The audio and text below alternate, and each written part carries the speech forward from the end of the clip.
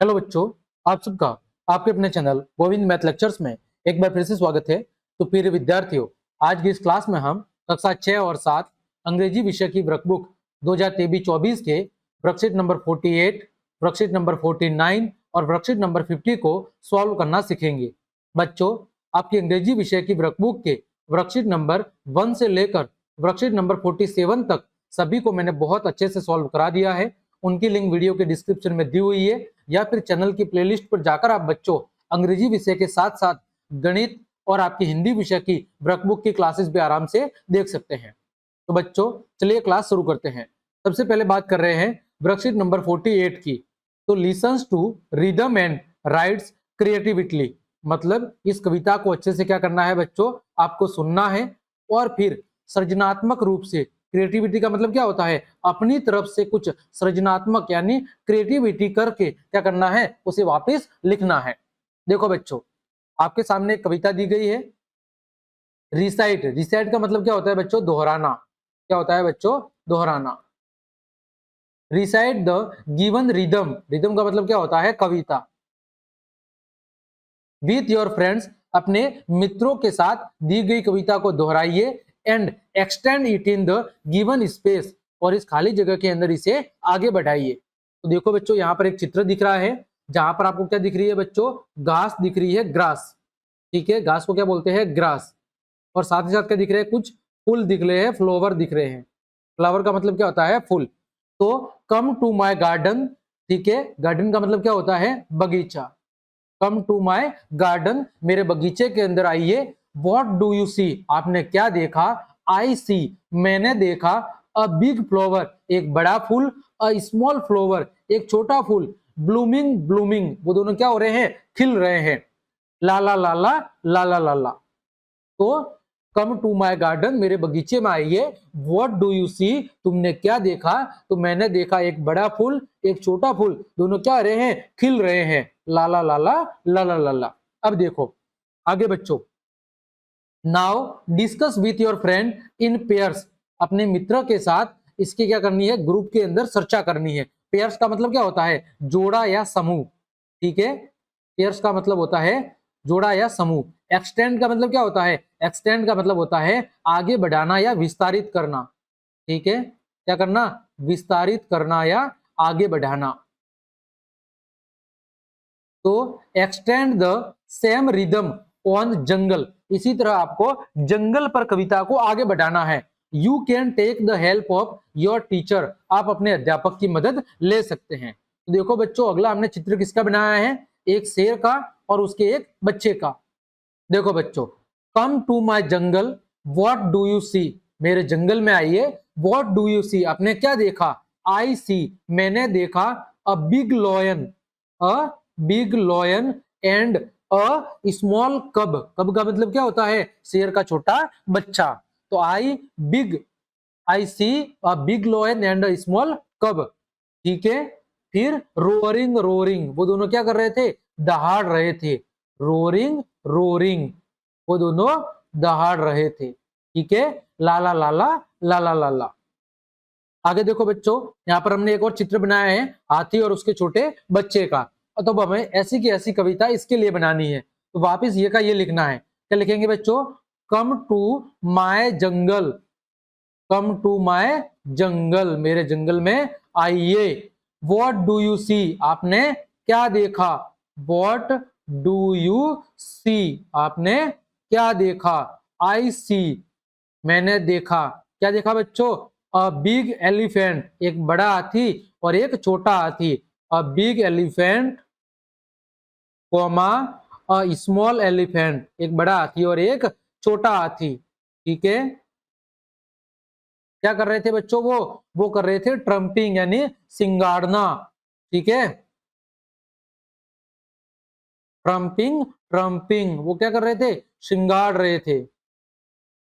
ट्रम्पिंग, ट्रम्पिंग, लाला लाला, लाला लाला।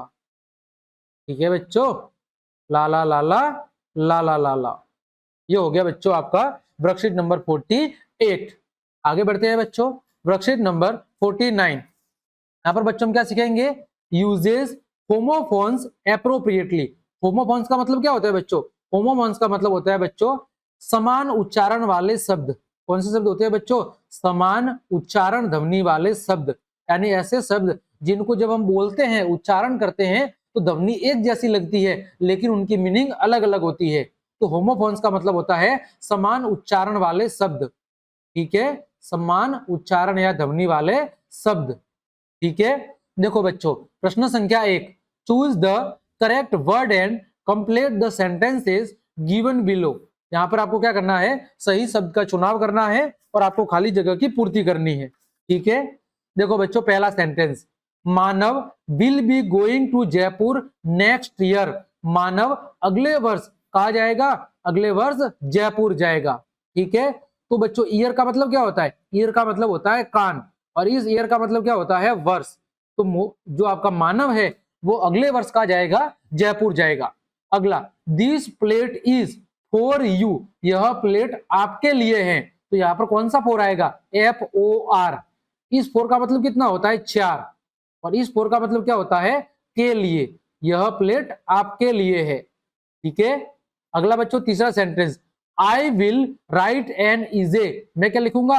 एक निबंध लिखूंगा। तो बच्चों लिखने को क्या कहते हैं? राइट। इस राइट का मतलब क्या होता है? लिखना। और इस राइट का मतलब क्या होता है? सही। ठीक है, अगला बच्चों चौथा, आई विल खाली जगह you tomorrow. I will see you tomorrow. मैं तुम्हें कल देखूंगा। ठीक है, I will see you tomorrow.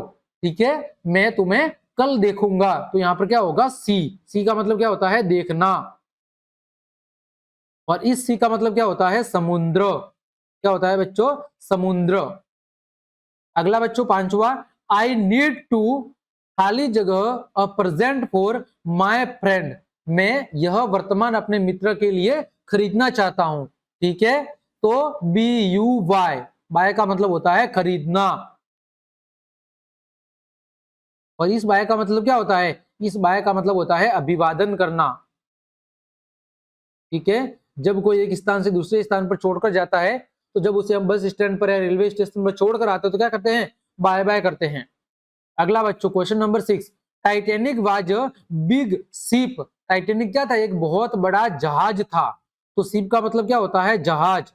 और इस शिप का मतलब क्या होता है? भेड़। अगला बच्चों, Anil loved his son so much. Son का मतलब क्या होता है? इस सन का मतलब होता है पुत्र या बेटा। और इस सन का मतलब क्या होता है? सूर्य। तो जो अनिल है वो अपने पुत्र से बहुत ज्यादा प्यार करता है।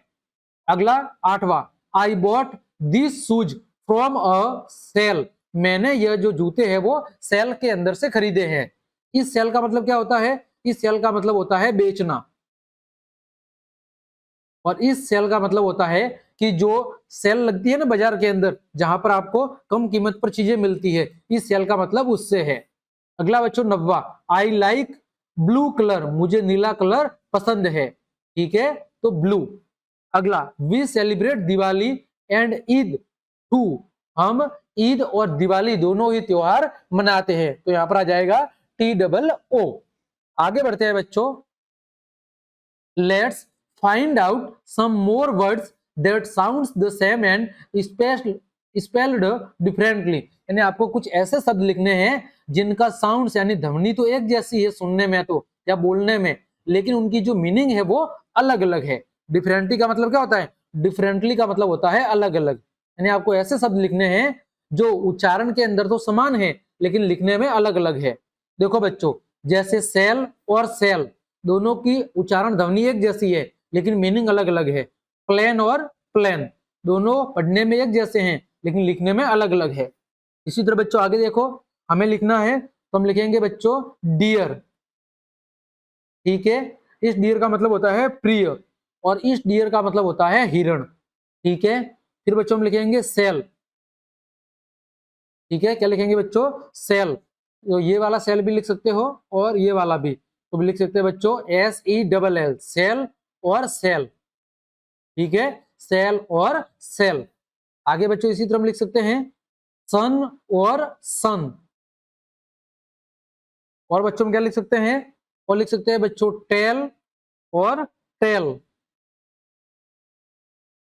और बच्चों में क्या लिख सकते हैं, फेयर, FAIR, फेयर का मतलब होता है मेला, और FARE, फेयर का मतलब होता है उचित तरीके से। फिर बच्चों में लिख सकते हैं वीक, वीक का मतलब होता है सप्ताह, और इस वीक का मतलब होता है कमजोर, ठीक है। और बच्चों में लिख सकते हैं ईयर और ईयर, इस ईयर का मतलब होता है कान, इसका मतलब होता है वर्ष। और बच्चों लिख सकते हैं यहाँ पर ईयर और हेयर, इस ईयर का मतलब होता है सुनना, इसका मतलब होता है यहाँ। फिर बच्चों हम क्या लिख सकते हैं, और लिख सकते हैं बच्चों प्रे, प्रे और प्रे। और बच्चों क्या लिख सकते हैं, राइट और राइट, राइट और राइट, राइट और बच्चों आपका राइट, इसको मिटा दो, ये हो गया राइट, RIGHT, ठीक है। तो बच्चों ये कुछ ऐसे शब्द हैं जो बोलने के अंदर तो एक जैसे दिखते हैं, यानी इनकी उच्चारण ध्वनि तो एक जैसी है, लेकिन इनकी मीनिंग क्या है बच्चों, इनकी मीनिंग अलग अलग है। आगे बढ़ते हैं बच्चों, worksheet number 50, rights few sentences about personal experience, अपने निजी अनुभव के आधार पर आपको कुछ वाक्य लिखने हैं। पर्सनल का मतलब क्या होता है, निजी या व्यक्तिगत, और एक्सपीरियंस का मतलब क्या होता है, अनुभव। सेंटेंसेस का मतलब क्या होता है, वाक्य। फ्यू का मतलब क्या होता है, कुछ, यानी आपको कुछ वाक्य लिखने हैं अपने पर्सनल व्यक्तिगत अनुभव के आधार पर। देखो बच्चों, थिंक अबाउट योर होम, अपने घर के बारे में सोचिए। Write the name of the things you see in your home, और अपने घर के अंदर आपको कौन कौन सी चीजें दिखाई देती है उनको लिखना है। And then draw picture of your home, और उसके बाद आपको अपने घर का एक चित्र बनाना है। तो देखो बच्चों, हमने एक घर का चित्र बनाया है, आप कैसा भी अपने घर का एक चित्र बना सकते हैं। अब बच्चों आपको घर पर कौन कौन सी चीजें दिखाई देती है उनके नाम इधर लिखने हैं खाली जगह में। सबसे पहले टीवी, फिर बच्चों बाइक, फिर बच्चों कार, फिर बच्चों बाईसाइकिल, बाईसाइकिल, ठीक है, BYCYCLE, बाईसाइकिल। क्या होगी बच्चों, BICYCLE, बाईसाइकिल। उसके बाद बच्चों क्या होगा, उसके बाद बच्चों होगा बेड्स, उसके बाद बच्चों क्या होगा, डोर्स, दरवाजे। उसके बाद क्या होगा, विंडो, खिड़कियां। इसके बाद बच्चों और क्या होगा, इसके बाद बच्चों डॉग, इसके बाद बच्चों कैट, इसके बाद हमारे घर पे बच्चों क्या है, किचन, ठीक है। इसके बाद बच्चों और क्या है, और है बच्चों बाथरूम्स, और क्या है, कमरों में फैंस, और क्या है, कमरों में AC, और बच्चों कमरों में क्या है, लाइट, और बच्चों क्या है, घर में गार्डन, ठीक है। इसके अलावा और क्या लिख सकते हैं बच्चों, घर के बाहर एक बहुत बड़ा गेट, ठीक है, एक घर के अंदर छोटी सी गैलरी, ये एक्सेट्रा, ये सारी चीजें बच्चों आप लिख सकते हैं जो आपको अपने घर के अंदर देखने को मिलती है, ठीक है। आगे बढ़ते हैं बच्चों, यहाँ पर आपको क्या लिखने हैं, अब कुछ वाक्य लिखने हैं अपने घर पर। There is a bike in my home, मेरे घर के अंदर क्या है, एक बाइक है। There are beds in my home, हमारे घर पर क्या है, कुछ बेड है।